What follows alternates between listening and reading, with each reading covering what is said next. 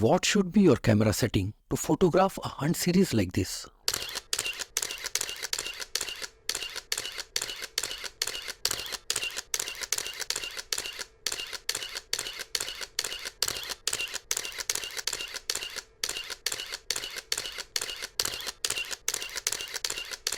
Understand it very scientifically and technically so that you are prepared for the situation and do not miss that award-winning moment. What should be the aperture? What should be your shutter speed? And what ISO you should use? What should be your focusing mode and focusing area mode? What type of framing and exposure compensation is desired? We will discuss all these things in detail. But before that, have a look at the video shot by Dr. Santosh Gaikwad, who was one of the guests in my photographic safari in February 2023 in Masai Mara.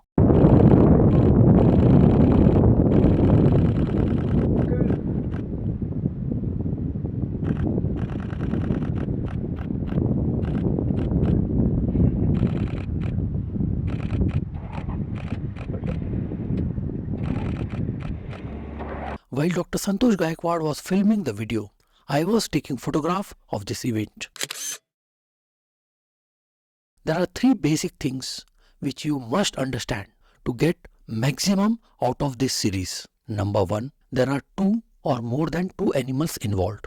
Number two, it is a fast moving action. And number three, predicting the light situation and the relation between the subject and the background is highly tricky. We will address all these three issues in detail. Let us come to the first issue.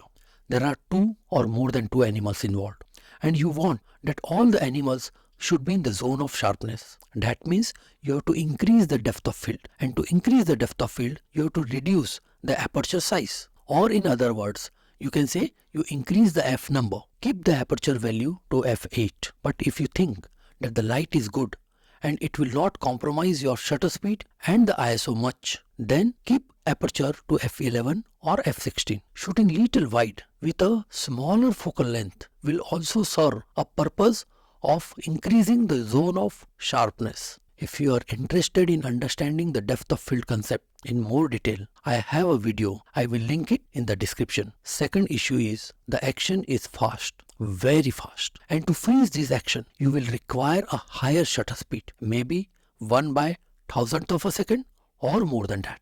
If you are using a manual exposure mode, then set the aperture to f8, f11 or f16. Then set your shutter speed to 1/1000th of a second or more than that, and keep your ISO to auto. This auto ISO will take care of the exposure level. But if you are using an aperture priority mode like I do in most of my wildlife photography, then keep the aperture to 8, 11 or 16. Set the ISO to auto with instruction given to the camera to maintain a minimum shutter speed of at least 1/1000th of a second. So this instruction will serve the purpose that your shutter speed is not compromised irrespective of the light condition. Then third issue is it is difficult or rather impossible to predict the light condition, because where these animals will move is uncertain. What will be the relation between the subject and the background is unpredictable. To some extent you can predict and position yourself according to the direction of the sun, but still the uncertainty prevails. And because of this uncertainty, unpredictability,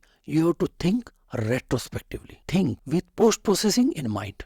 In post-processing, it is relatively easy to retrieve the shadow details rather than a highlight detail. The blown out highlight, once lost, is lost forever. So err on the darker side and give a negative compensation of -0.3 or -0.7. Remember, if you are using a spot metering, the amount of compensation required would be less. But if you are using a matrix or an evaluative metering, then the amount of compensation required would be more. If you want to understand the exposure concept in detail, then I have videos on that. There is a complete playlist and I will link it in the description.